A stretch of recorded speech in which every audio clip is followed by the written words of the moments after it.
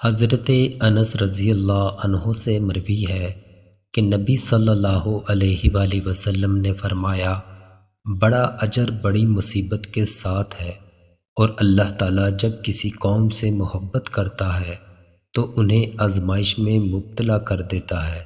جو راضی ہوا اس کے لیے اللہ کی رضا ہے، اور جو ناراض ہوا اس کے لیے اللہ کی ناراضگی ہے۔ حضرت ابو سعید خدری رضی اللہ عنہ کہتے ہیں کہ میں نبی صلی اللہ علیہ وآلہ وسلم کے پاس آیا، آپ بخار میں تپ رہے تھے۔ میں نے اپنا ہاتھ آپ پر رکھا تو لحاف کے اوپر سے بخار کی حرارت محسوس کی۔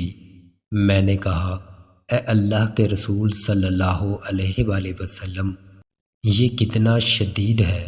آپ صلی اللہ علیہ وآلہ وسلم نے فرمایا، ہمیں تکلیف بھی دو گنی دی جاتی ہے اور اجر بھی دو گنا دیا جاتا ہے۔ میں نے کہا، اے اللہ کے رسول صلی اللہ علیہ وآلہ وسلم، لوگوں میں سب سے زیادہ آزمائش کس پر آتی ہے؟ آپ صلی اللہ علیہ وآلہ وسلم نے فرمایا، انبیاء علیہ السلام پر، پھر نیک لوگوں پر۔ کسی کو محتاجی میں آزمایا جاتا ہے، حتیٰ کہ اس کے پاس صرف وہ چادر بچتی ہے جو اسے ڈھانپتی ہے، اور وہ آزمائش میں اتنا خوش ہوتا ہے جتنا تم میں سے کوئی بھی شخص خوشحالی میں مسرور ہوتا ہے۔